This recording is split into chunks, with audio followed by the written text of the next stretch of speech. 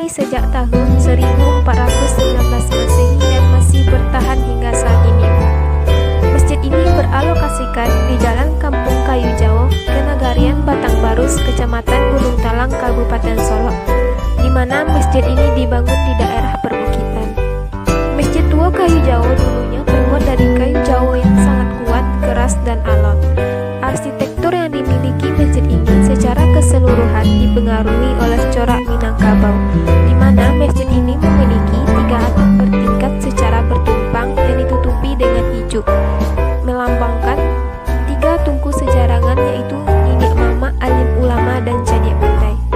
Sedangkan jumlah jendelanya yaitu 13, melambangkan jumlah dari rukun sholat. Di dalam Masjid Tua Kayu Jawo terdapat sebuah mimbar kayu dengan ukiran motif suluran. Jumlah semua tiang yang ada di dalam masjid yaitu 27 tiang, dengan tiang utamanya berada di tengah-tengah. Menurut masyarakat setempat, tiang utama yang berada di tengah-tengah itu biasanya disebut dengan tiang macu, karena merupakan tiang yang paling besar di antara tiang-tiang yang ada di dalam masjid. Pendiri Masjid Tua Kayu Jawo adalah tokoh pendakwah agama Islam di Kabupaten Solok, yaitu Syekh Mansur dan Angku Labai.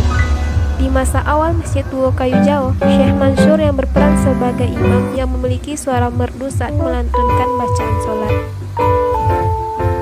Syekh Mansur ini wafat pada hari Jumat di rakaat terakhir saat melakukan sholat Jumat dan dimakamkan di halaman belakang masjid. Sedangkan Angku Labai biasanya bertugas sebagai muazin dan juga memiliki suara khas ketika mengumandangkan azan dan dimakamkan di halaman depan masjid tersebut. Sebelum adanya teknologi seperti pengeras suara, masjid di Indonesia umumnya menggunakan beduk sebagai petanda masuknya waktu sholat. Salah satu masjid yang masih menggunakan beduk hingga saat ini yaitu Masjid Tua Kayu Jawo. Meskipun sudah memiliki pengeras suara, namun masyarakat tersebut masih melestarikannya hingga saat ini. Beduk atau tabuh dalam bahasa Minang di Masjid Tua Kayu Jawo dibunyikan sebagai tanda akan dimulainya waktu sholat. Setelah dibunyikannya beduk, dilanjutkan dengan kumandangan azan. Usia beduk tersebut diperkirakan sama dengan usia bangunan masjid tersebut. Diletakkan dan dibuatkan bangunan tersendiri di sekitar halaman masjid sebagai salah satu budaya Islam di Indonesia. Saat ini Masjid Tua Kayu Jawo di Solok termasuk bangunan cagar budaya Sumatera Barat di bawah pengelolaan Balai Pelestarian Peninggalan Purbakala. Masjid Tua Kayu Jawo pernah beberapa kali mengalami pemugaran atau renovasi.